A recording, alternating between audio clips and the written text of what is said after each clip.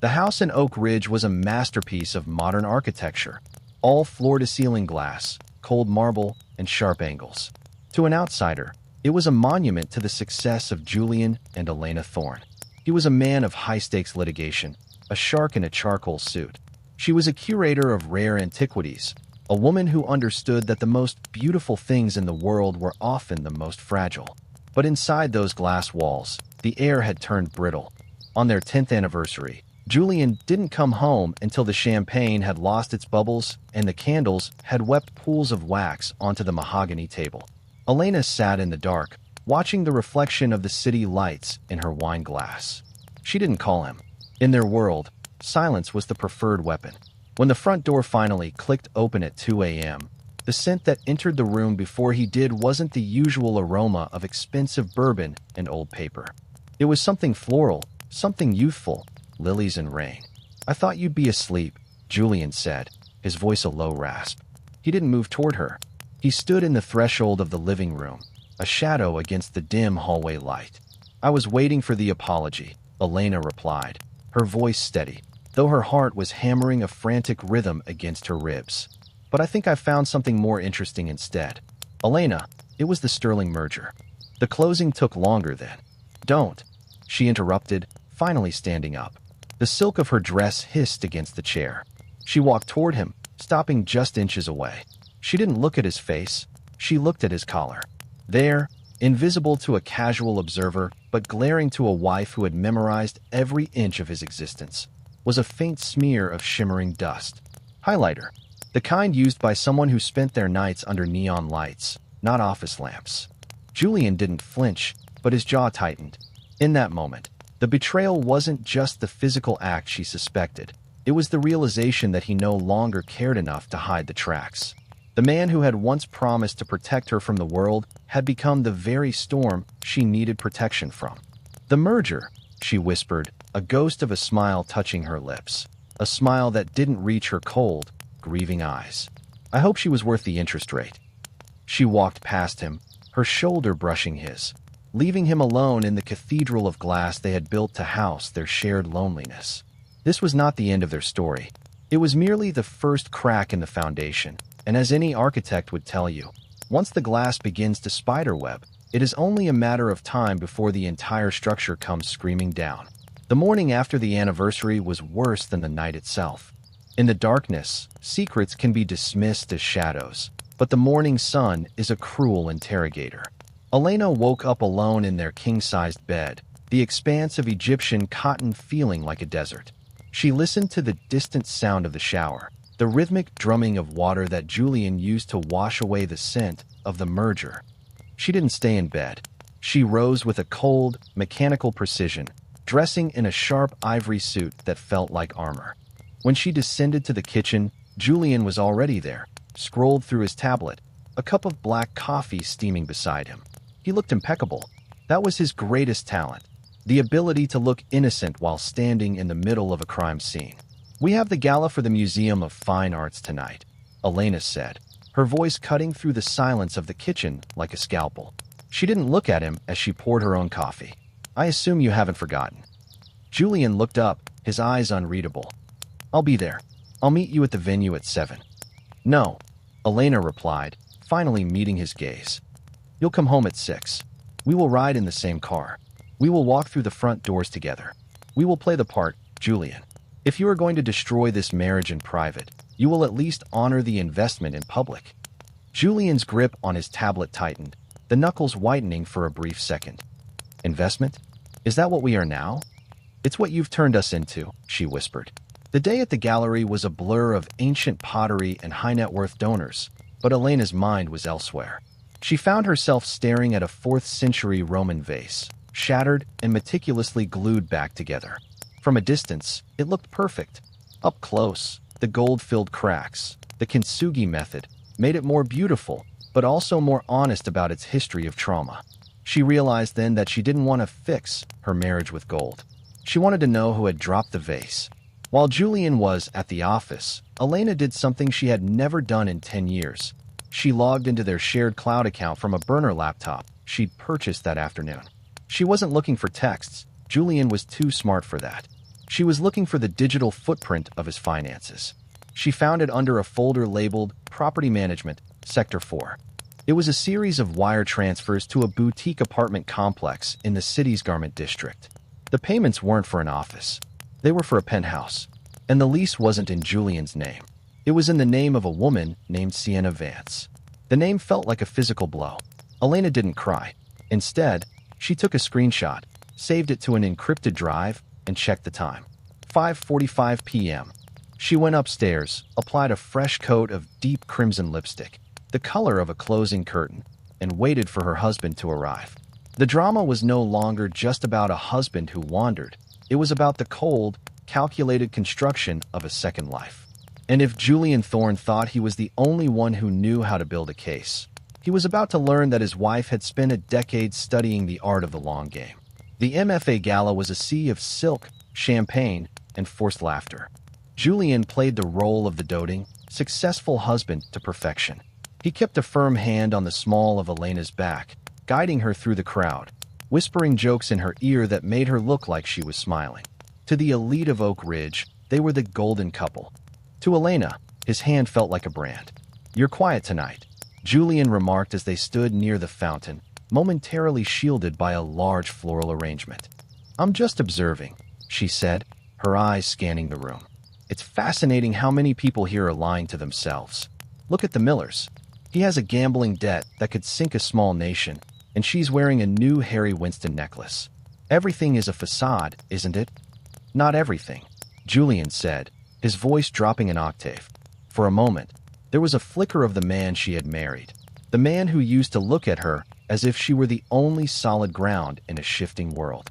"Then tell me one thing that's true, Julian," she challenged. "Right now, no legal jargon, no mergers, just one truth." He opened his mouth to speak, but he was interrupted. "Julian, Elena, there you are?" A young woman approached them. She was wearing a dress that cost more than a mid-sized sedan, a shimmering, liquid silver fabric that clung to her like a second skin. She was younger than Elena, perhaps 26, with eyes that held a dangerous, frantic energy. "Sienna," Julian said, and for the first time in his life, Elena heard him stumble over a single word. The air between the three of them turned to ice. Sienna Vance didn't look like a mistress from a cheap novel. She looked like a predator who had just realized she was being hunted. She extended a hand toward Elena. Her nails painted the same shimmering dust color Elena had seen on Julian's collar the night before. "It is such an honor to finally meet the woman Julian talks about so much," Sienna said, her voice dripping with a sweetness that didn't hide the poison underneath. Elena didn't take the hand. She looked at the girl, then at her husband, then back at the girl. She leaned in close, so close she could smell the lilies and rain on Sienna's skin. "I'm sure he tells you everything," Elena whispered loud enough for both of them to hear. "But did he tell you that this museum is built on top of a burial ground? People think they're walking on art, but they're actually walking on ghosts. Be careful where you step, darling. The ground is thinner than it looks." Elena turned and walked away, leaving Julian standing between his past and his present, while the orchestra played a waltz that sounded like a funeral march. The morning after the gala felt like a physical weight pressing down on the house. In the harsh, unforgiving light of the breakfast nook, the previous night's confrontation felt less like a victory and more like a declaration of war. Julian was gone before the sun had fully cleared the horizon, leaving behind only a half-empty cup of espresso and a smear of ink on a legal pad. Elena sat in his chair, her fingers tracing the indentation his body had left. She felt like a stranger in her own life. For a decade, she had been the silent architect of his success, editing his speeches, curating his social circle, and smoothing over the jagged edges of his ambition. Now, she realized she had merely been building a pedestal for a man who was already looking over her head at someone else. She didn't cry. Tears were a luxury she couldn't afford if she was going to survive the coming collapse. Instead, she drove to the Museum of Fine Arts. She needed the comfort of things that had already survived the end of the world. As she walked through the Roman wing, her phone vibrated. An unknown number. "Mrs. Thorne." The voice was gravelly, hesitant. "Who is this?" "Someone who remembers Robert Vance. Your husband's old partner. I saw you at the gala last night. You look like a woman who was starting to put the pieces together." Elena stopped in front of a headless marble statue. What pieces? The apartment in the garment district. The merger that never ends. Julian isn't just sleeping with Sienna, Elena. He's paying for a silence that's been bought and sold for 10 years. Meet me at the docks, Pier 42. Come alone, or don't come at all. The line went dead. Elena looked at the statue, strong, white, and utterly broken. She realized then that Julian hadn't just betrayed their vows. He had tied their lives to a corpse she didn't even know was buried in their backyard. The docks smelled of salt, diesel, and rot. It was a far cry from the sterilized luxury of Oak Ridge. Elena stood by the rusted railing, her designer trench coat looking absurdly out of place. A man emerged from the shadows of a shipping container. He was old, his face a roadmap of regret. Arthur Miller, Julian's former head of security. A man who had disappeared from their lives 5 years ago with a generous retirement package. He killed him, didn't he? Elena asked, skipping the pleasantries. The wind whipped her hair across her face. Robert Vance. It wasn't a heart attack. Arthur let out a dry, hacking laugh. Julian Thorne doesn't get his hands dirty, Elena. You know that. He just rearranges the environment until the result he wants becomes inevitable. Robert was going to whistle blow on the offshore accounts. Julian found out. 2 days later, Robert's heart stops, and Julian becomes the sole executor of the estate. And Sienna? Elena's voice drifted. Sienna was 18 then. Distraught. Alone. Julian stepped in as the hero. He took care of the bills, the education, the grief. But guilt is a hungry thing. Eventually, he started seeing her father's eyes in hers. And then, well, you know how Julian is. He possesses what he fears. Elena felt a coldness settle in her marrow that no coat could warm. Her husband wasn't just an adulterer. He was a silent executioner who had turned his victim's daughter into his deepest, darkest secret. Why tell me now, Arthur? Because he stopped the payments, Arthur said, his eyes narrowing. He thinks he's untouchable now. He thinks the statute of limitations on a soul is 5 years. He's wrong. When Elena returned home, Julian was actually there. He had set the table. There was music playing, something soft, cello-heavy, and melancholic. He was pouring a vintage Bordeaux, looking every bit the romantic lead in a movie about a perfect life. I realized I've been distant, Julian said, stepping toward her.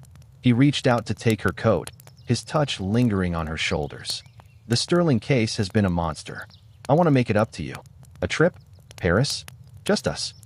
Elena let him take the coat. She walked to the table and picked up a steak knife, testing the edge with her thumb.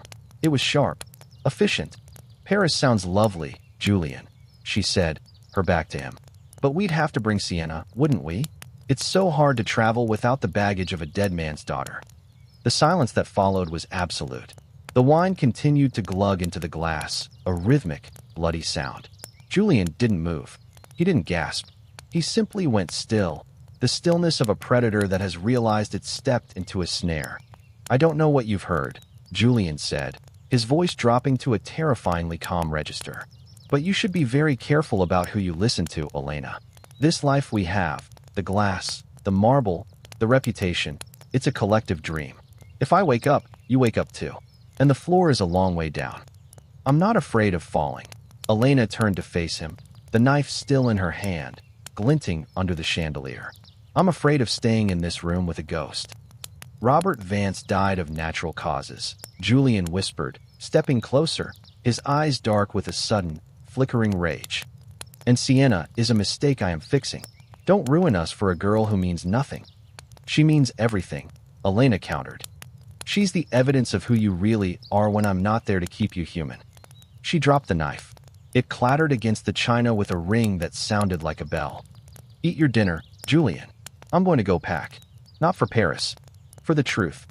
The guest room at the far end of the west wing became Elena's sanctuary and her war room. She had locked the door, a symbolic gesture in a house made of glass, but necessary for the illusion of safety. Outside, she could hear Julian's footsteps. He wasn't pacing. He was walking with a deliberate, predatory rhythm, the sound of a man who was recalculating his opening statement. Elena opened the encrypted drive she'd filled with screenshots. She began to cross-reference the dates of the Sector 4 payments with Julian's high-profile court victories. A pattern emerged, chilling in its precision.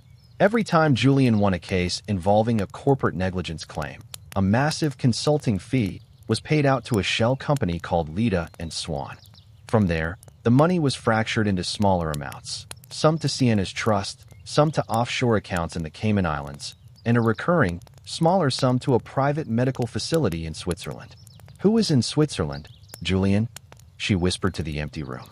She realized then that the betrayal wasn't just a mistress. It was a decade-long web of money laundering. Julian wasn't just a lawyer. He was a cleaner for the elite, and Sienna was the tether that kept him anchored to his first great sin, the death of Robert Vance. A soft knock at the door made her blood run cold. Elena, Julian's voice was muffled but clear. I've poured a glass of the 82 Margaux. Your favorite. Let's stop this. We can talk about Robert. We can talk about everything. Just open the door. I'm tired of talking, Julian, she replied, her voice devoid of emotion. I'm busy looking at the math. It's much more honest than you are. The handle turned, once, twice, and then stopped. The silence that followed was heavier than any shout. The next morning, Elena didn't go to the gallery. She drove to the garment district, to the address of the penthouse. She needed to see the face of the woman who had replaced her, not under the glittering lights of a gala, but in the gray reality of a Tuesday morning. She sat in her car across the street, watching the industrial chic entrance. An hour passed. Then, the heavy iron doors swung open. Sienna Vance stepped out. She looked different without the silver dress. She looked small, pale, and haunted. She wasn't wearing the mask of a temptress. She looked like a prisoner allowed out for an hour of sunlight. She stood on the sidewalk, looking up at the overcast sky, her lips moving as if she were reciting a prayer or a list. Elena stepped out of the car. Her heels clicked on the pavement, a death knell in the quiet street. Sienna turned, her eyes widening in recognition. She didn't run. She stood her ground, her hands trembling as she clutched a small leather bag. He told me you'd come, Sienna said, her voice barely a whisper. Did he? Elena stopped 3 feet away. Did he tell you why I'm here? To tell me I'm nothing. To tell me he'll never leave you. To tell me I'm just a ghost of my father. Sienna's laugh was a jagged, broken thing. But you're wrong. I'm not the one he's afraid of losing, Mrs. Thorne. You are. Why? Elena asked, leaning in. If he loves me so much, why are you in this building? Why is he paying for your life with blood money? Sienna reached into her bag and pulled out a worn, yellowed envelope. Because he didn't kill my father, Elena. I did. And Julian is the only reason I'm not in a cage. The world tilted. The narrative Elena had built, the villainous husband, the innocent victim, shattered. What are you talking about? My father was a monster, Sienna said, her eyes filling with tears. He wasn't the man you saw at the gallows. He was a shadow. That night, he was going to kill Julian for finding out about the fraud. I stepped in. I didn't mean to, but I did. Julian cleaned it up. He buried the truth to save me. And then he realized that by saving me, he owned me. Elena stood frozen as the rain began to fall, turning the pavement into a dark mirror. The complexity of the betrayal was shifting into something far more grotesque. It wasn't just lust. It was a sick, symbiotic bond of shared trauma and mutual destruction. Julian hadn't just cheated on Elena. He had kept her in a sterilized, perfect world while he lived in the filth of a cover-up, playing God with a young girl's life. He keeps me here because I'm his penance, Sienna continued, her voice gaining a frantic edge. But he also keeps me here because I'm the only one who knows what he's truly capable of. He's not a hero, Elena. He didn't save me for me. He saved me so he would always have a reason to feel powerful. And the money? Elena asked. The transfers to Switzerland? Sienna looked away. My mother. She's in a vegetative state. She saw it happen. The shock. Her heart failed, but not enough to let her die. Julian pays to keep her alive, so I never forget what I cost this family. Elena felt a surge of nausea. The perfect Julian Thorne was a curator of tragedies. He collected broken people like she collected broken vases, keeping them in display cases where only he held the key. Come with me, Elena said suddenly, grabbing Sienna's arm. Where? To the only place he can't reach us. We're going to dismantle the gallery, Sienna. Not the one with the paintings. The one he's built out of our lives. As they turned to walk toward Elena's car, a black sedan pulled up smoothly to the curb. The window rolled down. Julian sat in the back seat, his face as cold and unyielding as a tombstone. "Get in the car, Elena," he said. His voice wasn't angry. It was worse. It was disappointed. "And Sienna, go back upstairs. We'll discuss your breach of contract later." "No," Elena said, standing between the girl and the man she thought she knew. "The contract is void, Julian, because I'm the one who's going to prosecute this case." The rain intensified, blurring the lines of the city. Julian remained in the back of the sedan, his presence radiating a cold, calculated authority. He didn't look like a man caught in a lie. He looked like a king dealing with a minor insurrection in the provinces. "A breach of contract?" Elena repeated, her voice rising above the rhythmic thrum of the rain on the car's roof. "Is that what you call a human life, Julian? A line item in a ledger?" Julian sighed, a sound of weary patience. He opened the door and stepped out. He didn't use an umbrella. He let the rain soak into his bespoke wool coat, as if the elements themselves were beneath his concern. "Elena, you are playing at a game you don't understand," Julian said, stepping onto the curb. He ignored Sienna entirely, treating her as if she were a piece of furniture that had been moved out of place. "You think you're the investigator, the liberator, but you're an accomplice. Every diamond you wear, every piece of art in that gallery, it was bought with the peace I maintained. You enjoyed the silence as much as I did." "I didn't know the price," Elena shouted. "You didn't want to know," he countered, his voice dropping to a dangerous whisper. "It's time to go home. We can settle this quietly, or we can let the world watch the Thorne Empire burn. But remember, if I go down, the charity boards, the museum, and your father's legacy go with me. I've tied it all together, Elena. I am the knot. You cut me, and everything falls." He turned his gaze to Sienna. It wasn't a look of anger, but of terrifying ownership. "Sienna, go upstairs. Now." Sienna looked at Elena, her eyes pleading, but the habit of fear was too strong. She backed away, her boots splashing in the puddles, and disappeared back into the iron doors of the penthouse. Elena stood alone against him. "You think you've tied me to you, but I have a secret of my own, Julian. One you didn't account for in your Sector 4 spreadsheets." Julian tilted his head, a flicker of genuine curiosity crossing his face. "And what would that be?" "My father didn't leave the gallery to me," Elena said, a cold smile finally reaching her lips. "He left it to a blind trust. And the executor of that trust isn't a lawyer. It's the one man you've spent your entire career trying to ruin. It's Marcus Vane." The color drained from Julian's face. For the first time in 10 years, the mask slipped. Marcus Vane was Julian's shadow, his former mentor turned blood rival. If Julian was the scalpel of the legal world, Marcus was the sledgehammer.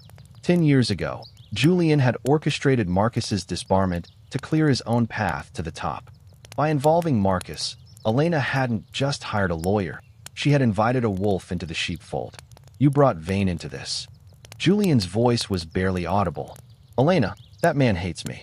He will destroy everything, including you, just to see me crawl." "Then we'll crawl together," Elena replied. She turned and walked back to her car, leaving him standing in the rain. She drove straight to a nondescript office in the old quarter of the city. There were no marble floors here, no glass walls. Only the smell of stale coffee and the hum of old servers. Marcus Vane sat behind a desk piled high with folders. He was older now, his hair a shock of white, his eyes sharp with the bitterness of a man who had waited a long time for justice. "You're late, Elena," Marcus said, tapping a rhythmic beat on a thick manila folder. "I had an encounter with the knot," she said, sitting down. She felt exhausted, the adrenaline finally fading into a dull ache. "Julian thinks he's untouchable because he's hidden the money," Marcus said, sliding the folder across the desk. "But he forgot one thing. He didn't kill Robert Vance. And neither did Sienna." Elena froze, her hand halfway to the folder. "What? She told me herself. She said she killed him to save Julian." "She thinks she did." Marcus leaned forward, his eyes gleaming. Julian manipulated the scene. He let a terrified 18-year-old believe she'd struck the fatal blow so he could hold it over her forever. "But look at the autopsy report I pulled from the Lost Archives. Robert Vance died of a very specific, very rare toxin. One that takes hours to work. One that Julian had access to through the pharmaceutical merger he was handling at the time. Elena opened the folder. There, in black and white, was the evidence of a murder so calculated it made the affair look like a playground crush. Julian hadn't saved Sienna. He had framed her for a crime he committed, then saved her from the consequences to ensure her eternal silence. Elena felt a strange sense of detachment. The man she had slept next to for a decade was a ghost story. "Why tell me this now?" Elena asked. "Why not go to the police?" "Because Julian still has the DA in his pocket," Marcus said. "We can't go through the front door. We have to gut him from the inside. We need the original ledger, the one Sienna keeps in that penthouse. She doesn't know what it is, but it's the key to the offshore accounts and the proof of the toxin purchase." "He'll never let me back in that building," Elena said. "He won't have a choice," Marcus replied. "Tomorrow is the Thorne Foundation's annual gala. He has to show up with you. He has to pretend everything is perfect. While he's on stage giving his speech, you're going to get that ledger." "And Sienna?" "Sienna is the witness," Marcus said. "But she's broken. You have to be the one to put her back together, Elena, or you can let her stay his prisoner forever." Elena looked at her reflection in the darkened window of Marcus's office. She didn't recognize the woman staring back. The curator of antiquities was gone. In her place was someone who knew exactly how to handle something as sharp and dangerous as the truth. "I'll get the ledger," Elena said. "But Marcus, if Julian finds out what we're doing before I get out of that penthouse, he won't just sue us. He'll make sure we never leave." "I know," Marcus said quietly. "That's why I'm giving you this." He slid a small, silver thumb drive across the table. "It's a kill switch. If you don't check in with me by midnight tomorrow, this sends the entire Sector 4 file to every major news outlet in the country. It's your life insurance." Elena took the drive. It felt heavy, like a cold, metal heart. The evening of the Thorne Foundation Gala arrived with a suffocating sense of finality. In their shared dressing room, the air was thick with the scent of Julian's expensive cologne and the metallic tang of Elena's nerves. They moved around each other like ghosts haunting the same hallway, polite, silent, and deadly. Julian assisted Elena with the clasp of her necklace, his fingers lingering on her skin. It was a gesture of intimacy that felt like a threat. In the mirror, their eyes met. "You look breathtaking, Elena," he whispered. "Let's make sure the world remembers us this way. Strong, unified, inseparable."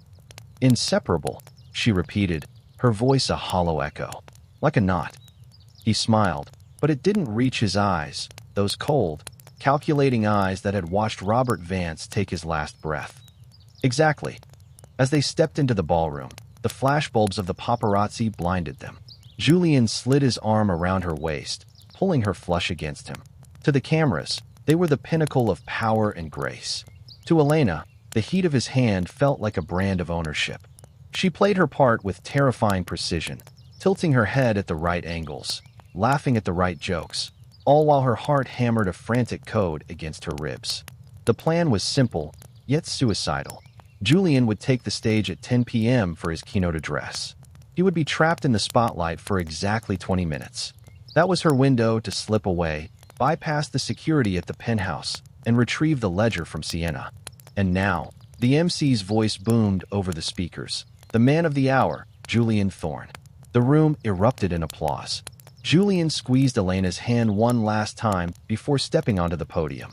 As the first words of his speech about legacy and integrity filled the hall, Elena turned. She didn't run.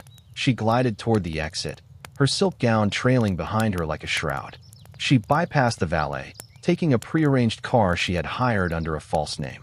Her hands shook as she pulled the spare keycard Marcus had secured from the building's disgraced former manager. The elevator ride to the penthouse felt like an eternity. Each floor number that blinked on the display was a heartbeat she couldn't get back. When the doors finally slid open, the apartment was silent, bathed in the eerie blue glow of the city skyline. "Sienna?" Elena whispered, stepping into the foyer. There was no answer. She moved toward the study, the room where the Sector 4 files were kept. The door was ajar. Inside, the room was a wreck. Papers were scattered like fallen leaves, and the safe behind the painting of the Mediterranean was hanging open. Looking for this, Elena spun around. Sienna was standing in the corner, her face bruised, holding a heavy, leather-bound book to her chest. But she wasn't alone. Standing behind her, a hand firmly on her shoulder, was Julian's head of security, the man who had replaced Arthur Miller. He knew, Sienna sobbed. Elena, he knew you were coming. The realization hit Elena like a physical blow. Julian's speech wasn't a distraction for her. Her departure was a cue for him.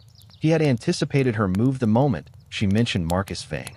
Mrs. Thorne, the security guard said, his voice devoid of emotion. Mr. Thorne requested that you wait here. He'll be joining you shortly. The gala is ending early. Elena looked at the clock. It was only 10:12 p.m. Julian had cut his speech short. He was already on his way. Give me the ledger, Sienna, Elena said, stepping forward, ignoring the guard's hand moving toward his holster. I can't, Sienna whimpered. He told me if I gave it to anyone, he'd turn off the machines in Switzerland. My mother. He'll kill her. He's already killing her, Sienna. He's killing all of us. Elena reached out, her voice cracking. Marcus has the autopsy. Julian killed your father. You didn't do it. You've been a prisoner to a lie for 10 years. The guard stepped between them, but before he could speak, the elevator dinged. Julian walked in. He looked perfectly composed, not a hair out of place, but there was a darkness in his expression that Elena had never seen before. The raw, naked face of a man who had decided that if he couldn't be loved, he would be feared until the very end. I told you the floor was a long way down, Elena, Julian said, stripping off his gloves. I didn't think you'd be in such a hurry to jump. He looked at the guard. Leave us. Take the girl to the secondary location. And bring me that book. No. Elena lunged for Sienna, but the guard was faster, pinning her arms behind her back. You're a curator, Elena, Julian said, walking toward her until they were inches apart. You should know that when a piece is too broken to be restored, there's only one thing left to do. He leaned in, his breath cold against her ear. You break it into so many pieces that no one can ever tell what it was meant to be. Elena felt the guard's grip on her wrists, tight, professional, and bruising. She looked at Julian, who was now holding the leather-bound ledger. He flipped through the pages with a casualness that was more terrifying than a scream. This book contained the map of his sins, yet he held it like a morning newspaper. You think Marcus Vane is your savior, Julian said, his voice smooth and terrifyingly calm. But Marcus is a man driven by spite. Spite is a messy fuel, Elena. It burns out. I, on the other hand, am driven by preservation. And I will preserve this life, even if I have to burn you out of it. The thumb drive, Elena gasped, struggling against the guard. Marcus has a kill switch, Julian. If I don't check in by midnight, everything, the offshore accounts, the Sector 4 files, the autopsy, it all goes to the press. You won't just lose your career. You'll lose your head. Julian stopped flipping the pages. He looked at his watch. 10:45 p.m. Midnight is a long way off in a world that moves at the speed of light, Julian replied. He turned to the guard. Check her clutch. The guard ripped the small, silk bag from Elena's shoulder and emptied it onto the marble floor. Her lipstick, a compact, and the silver thumb drive clattered across the stone. Julian picked up the drive, inspecting it with a smirk. Is this the kill switch? He held it up to the light. Marcus always was a bit melodramatic. He didn't tell you, did he? I bought the server farm Marcus uses for his secure backups 3 months ago. He's been uploading his evidence directly into my private cloud. There is no signal, Elena. There is only the illusion of one. The floor seemed to vanish beneath Elena's feet. The one safety net she thought she had was just another wire Julian had rerouted. Julian walked toward the floor-to-ceiling windows, looking out at the city he believed he owned. He seemed to have forgotten about the woman he'd spent 10 years with. He had categorized her as defeated. A piece of art moved to the basement. But Julian had made one fatal mistake. He understood law, and he understood power, but he had never truly understood Elena's work at the museum. He didn't realize that a curator doesn't just look at art. She looks at the security of art. You're right, Julian, Elena said, her voice dropping to a low, steady hum. She stopped struggling. Marcus is a dinosaur, and your servers are impressive, but you forgot where we are. Julian turned, a frown creasing his brow. What are you talking about? This building, Elena said, nodding toward the walls. It's managed by the Thorne Development Group. You installed the most advanced smart glass system in the world here last year. It's all interconnected. Temperature, opacity, locks, all managed by a central hub. I know the specs of my own building, Elena. Then you know that in the event of a Category 4 fire or a chemical leak, the system doesn't just lock the doors. It alerts the federal authorities automatically. It's a hardwired safety protocol that bypasses private servers. You can't stop it from the cloud. Elena reached into the hidden pocket of her gown, the one she'd had a seamstress add specifically for the gala. She didn't pull out a drive. She pulled out a small, pressurized canister of antiquities cleaning solvent, highly concentrated and extremely flammable. Elena, don't be a fool, Julian warned, his hand reaching out. She didn't hesitate. She sprayed the solvent directly onto the heavy silk curtains and flicked a hidden lighter she'd taken from the gala's smoking lounge. The flames didn't roar. They hissed, climbing the expensive fabric with hungry speed. Immediately, the penthouse's emergency sirens began to wail. But it wasn't the sound of a fire alarm. It was the sound of a system that Julian had designed to be unhackable. The fire isn't the point, Elena shouted over the sirens. The point is the inspection. When the federal fire marshals arrive to investigate a Tier 1 fire in a building with your signature, they don't just look at the smoke. They seize the logs. And I've hidden the real evidence, the physical documents of the toxin purchase, inside the fire suppression vents. Panic finally flickered in Julian's eyes. He looked at the fire, then at the ledger, then at the door. He was a man of logic, and the logic had just turned into chaos. Get the girl out of here, Julian screamed at the guard. Save the ledger. The guard, confused by the sudden shift from a quiet execution to a loud, public emergency, loosened his grip on Elena. She didn't run for the door. She ran for Sienna. Sienna moved. Elena grabbed the girl's hand, dragging her toward the service elevator. The ledger, Julian yelled, lunging toward the fire to grab the book he'd dropped in the confusion. As the heat intensified, the smart glass windows began to react. Designed to contain fire, they turned opaque, trapping the heat and the light inside. The penthouse became a glowing, orange furnace. Elena and Sienna reached the service elevator just as the doors were closing. Elena looked back one last time. She saw Julian, the man who wanted to be a god, kneeling on the floor, trying to save a book while his empire burned around him. He looked small. He looked fragile. He looked like a piece of glass about to shatter. The elevator dropped. When they reached the lobby, the street was already filled with red and blue lights. The authorities were there, just as Elena had predicted. But they weren't just firemen. Marcus Vane was standing by the curb, a fleet of black SUVs behind him. You did it, Marcus said, catching Elena as she stumbled out of the lobby, her face soot-stained, her dress ruined. Is he still up there? Marcus asked, looking up at the glowing 40th floor. He's exactly where he chose to be, Elena said, her voice cold. She turned to Sienna, who was shivering in the night air. It's over, Sienna. The knot is cut. But as the sirens wailed, Elena felt a sudden, sharp chill. She looked at Marcus. Wait. If Julian knew you were using his servers, how did you know I'd succeed? Marcus didn't look at her. He looked at the building. Because I didn't care if you succeeded, Elena. I just needed someone to start the fire. You used me, Elena whispered, her voice barely audible over the crackle of the radio scanners. She stepped back from Marcus, her hand still clutching Sienna's trembling arm. The kill switch, the servers, you knew Julian would anticipate them.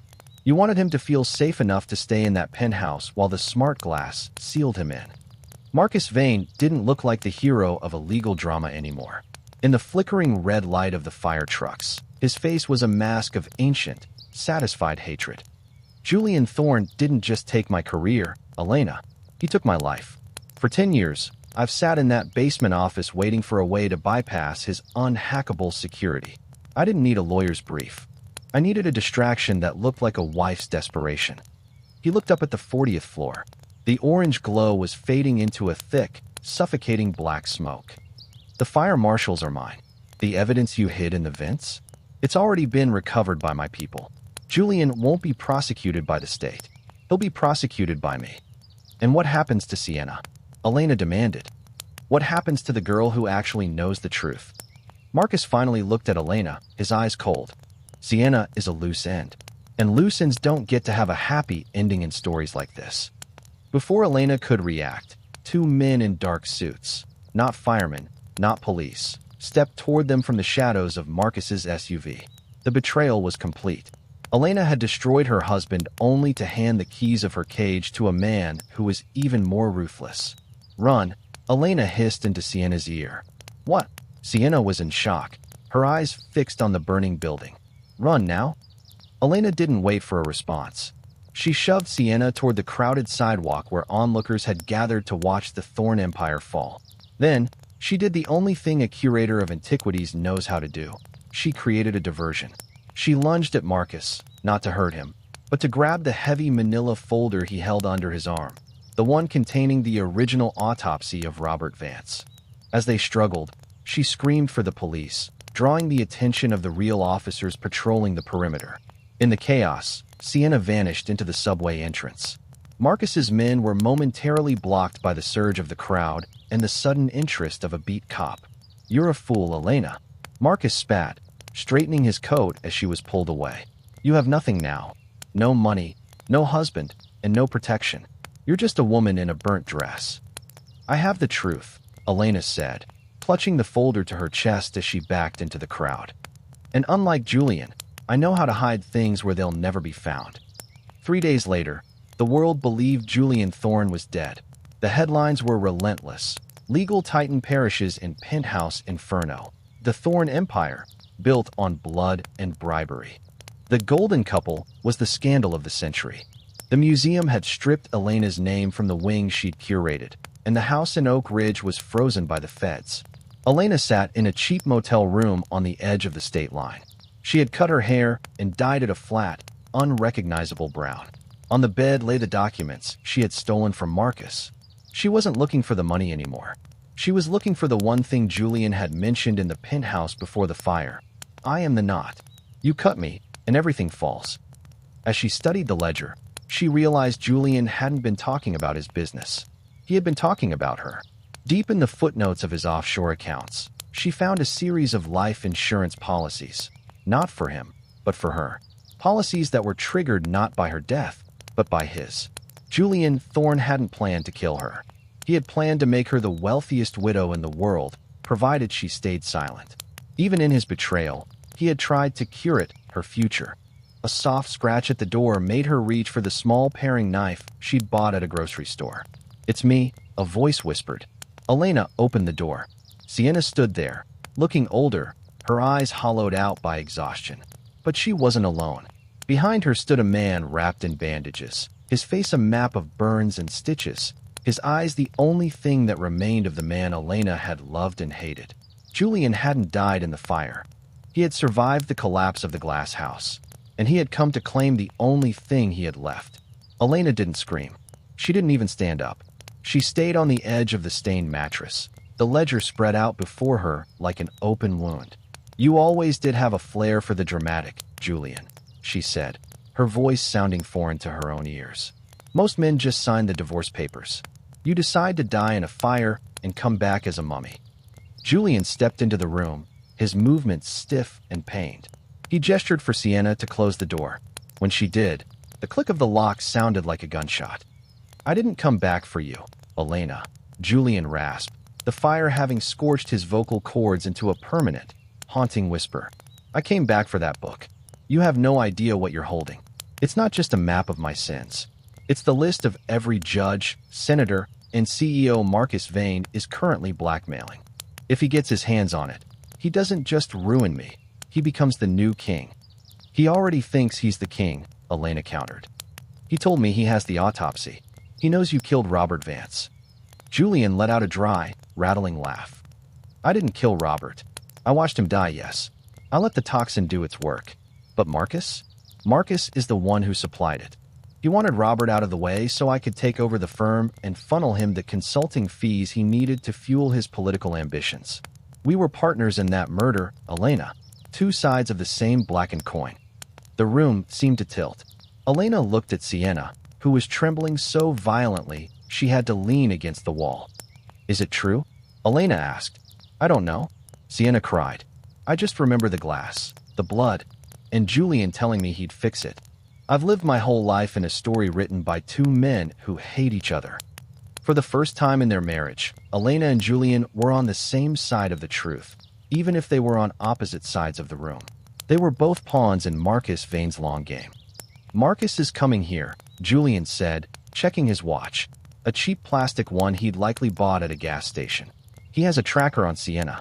I didn't remove it because I needed him to find us. I needed a place where the smart glass and the cameras couldn't save him. You brought him to me?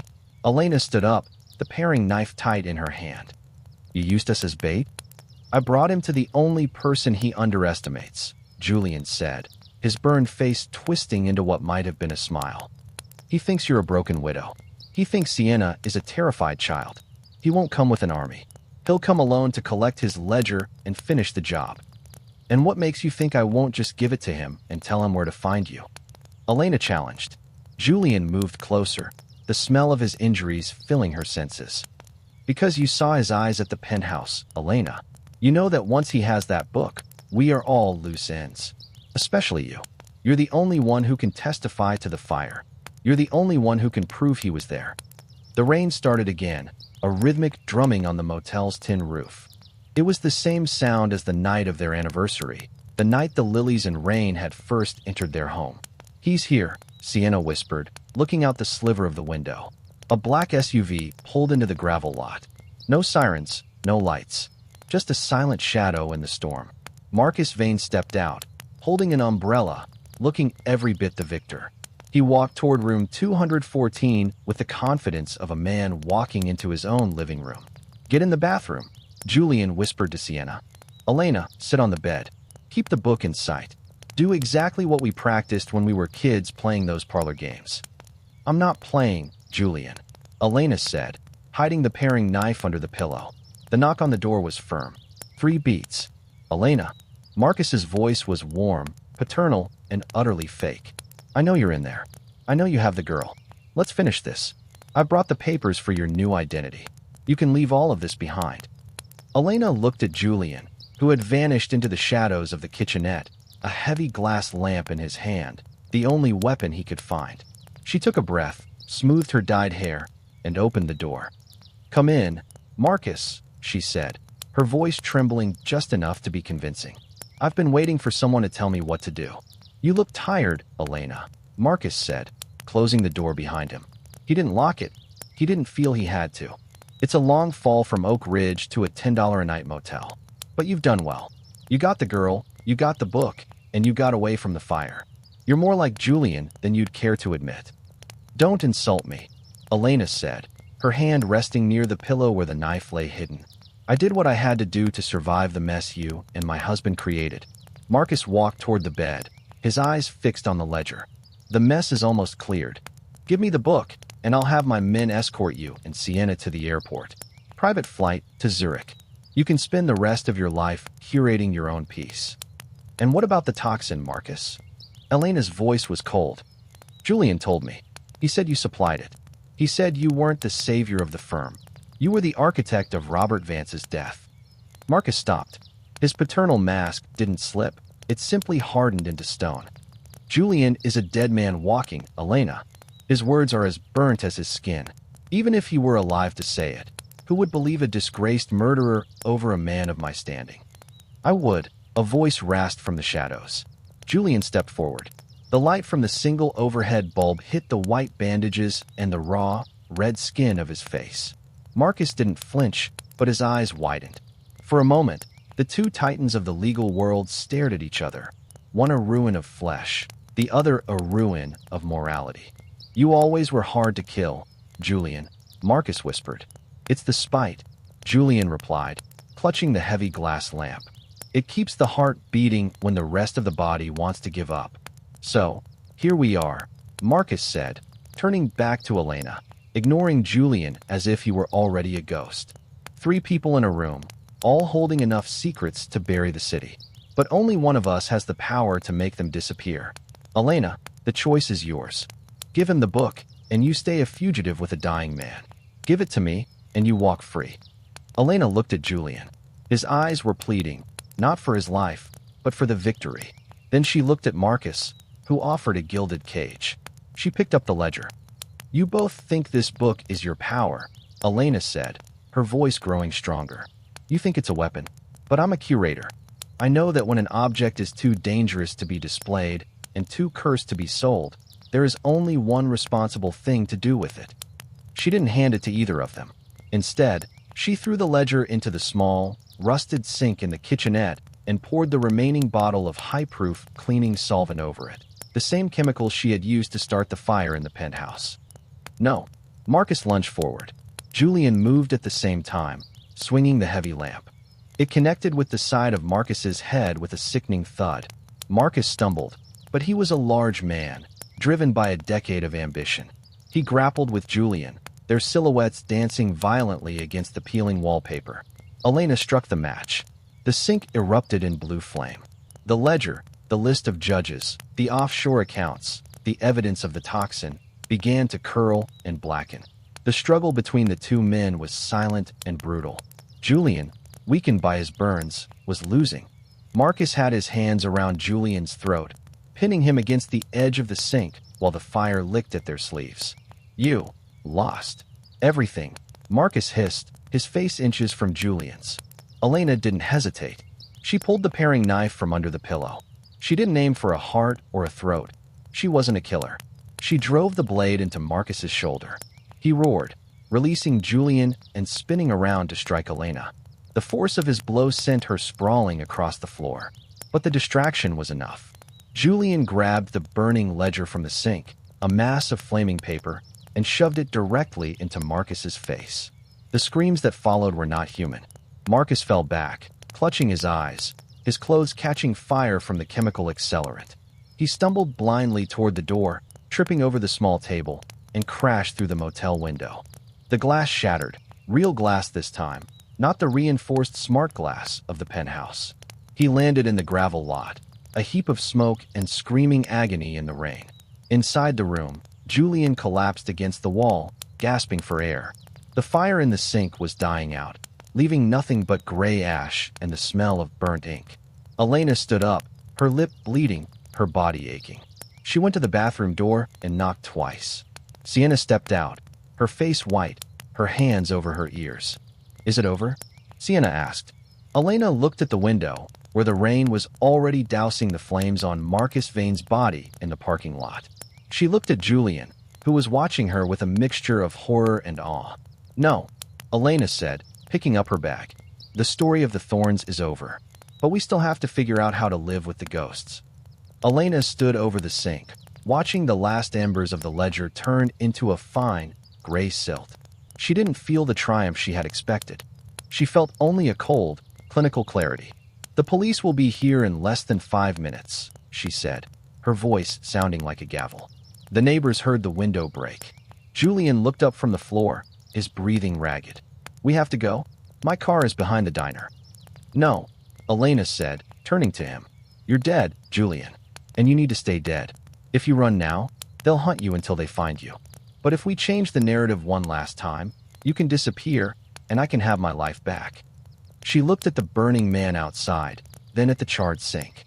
She realized that Marcus Vane's presence here was her greatest gift. He wasn't just a victim of a struggle, he was the perfect scapegoat. "Julian, give me your phone." "The encrypted one," she commanded. With trembling fingers, he handed it over. Elena began to type. She wasn't writing a confession, she was planting a trail. She sent a series of pre-timed messages from Julian's dead phone to Marcus's private server. Messages that suggested Marcus had orchestrated the penthouse fire to cover up his own involvement in the Vance murder. "What are you doing?" Julian whispered. "I'm making him the architect," Elena said. "I'm making it look like Marcus Vane tried to kill me tonight because I found out the truth. You aren't here, Julian. You're a ghost who died in the penthouse." This was a struggle between a brave widow and her husband's killer. Elena turned to Sienna. "You have to tell them exactly what I say. Marcus took you from the penthouse. He brought you here to kill you. I followed him. I fought him. He fell through the window." Sienna looked at Julian, then at Elena. The cycle of trauma was finally being redirected. "And Julian?" "Julian was never here," Elena said, looking her husband in the eyes. It was a look of total, final abandonment. "Go, Julian. Take the car. Go to the clinic in Switzerland. Use the last of the offshore accounts I haven't reported yet. But if I ever see you, or hear from you, I will send the authorities the coordinates of your new face." Julian stood up, leaning against the wall for support. The man who had controlled every room he ever entered was now being exiled by the woman he had tried to curate. "You're more ruthless than I ever was," he rasped. "I had a good teacher," she replied. He didn't say goodbye. He stepped out the back door into the shadows of the rain, a shadow returning to the night. By the time the blue and red lights flooded the parking lot, Elena was sitting on the floor, holding a sobbing Sienna in her arms. She had bruised her own ribs and torn her dress further. She looked like a survivor. When the detectives arrived, she gave them the performance of a lifetime. She told them of Marcus's threats, of his confession regarding Robert Vance, and of the terrifying moment he had lunged for her, only to lose his balance and crash through the glass. The evidence she had planted on the servers did the rest. Within 48 hours, the narrative was set.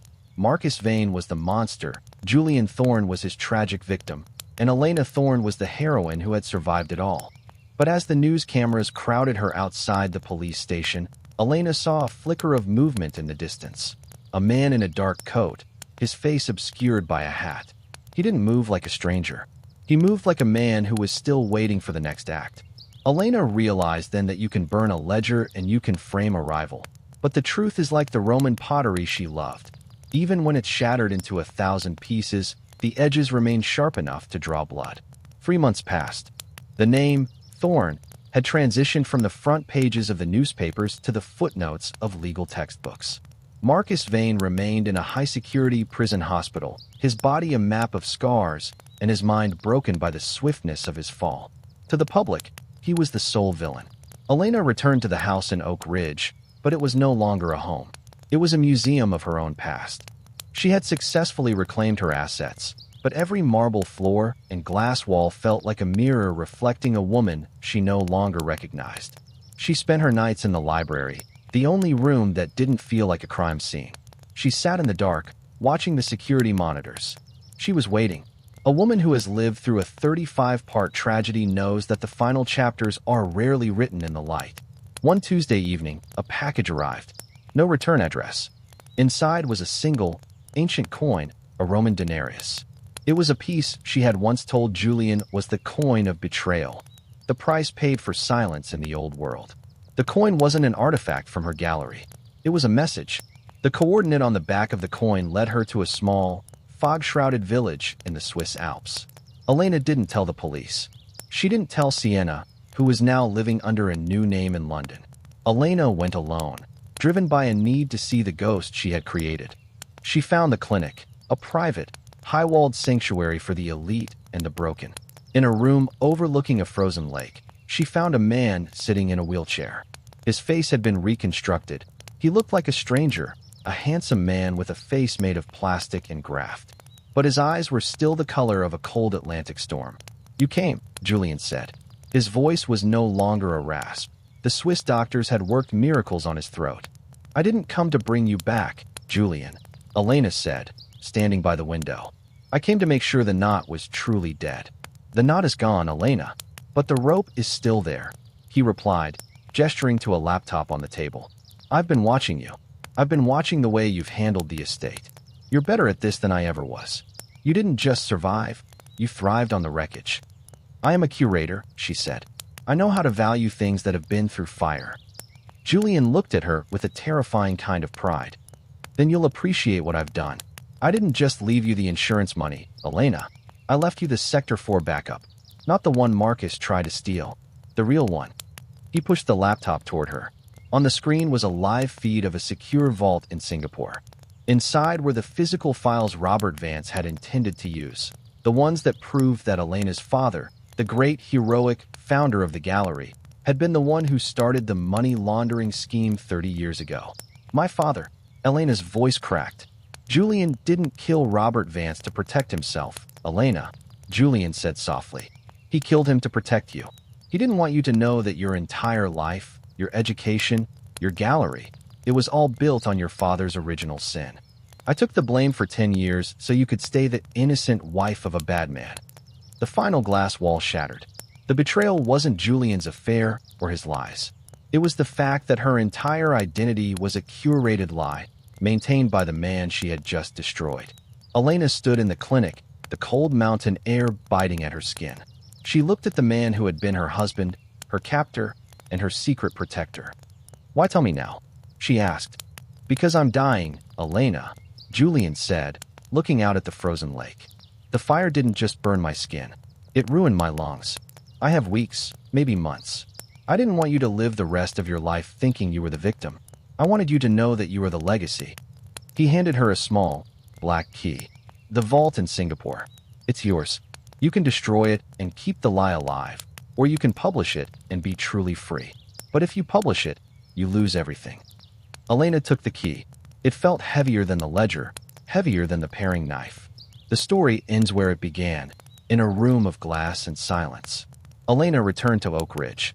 She stood in the center of the great hall, the Singapore files spread out on the floor.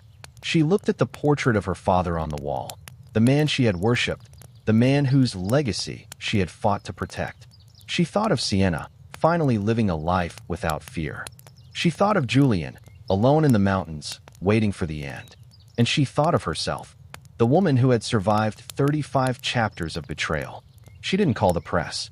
She didn't call the police. Elena walked to the fireplace, the same one where she had burned Julian's letters.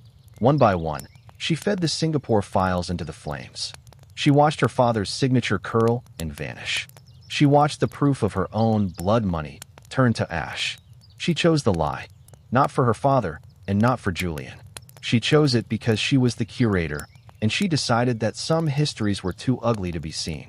As the last page turned to smoke, Elena walked to the window and looked out at the city. She was the only one left who knew the truth. She was the last Thorne standing. The glass house was quiet at last.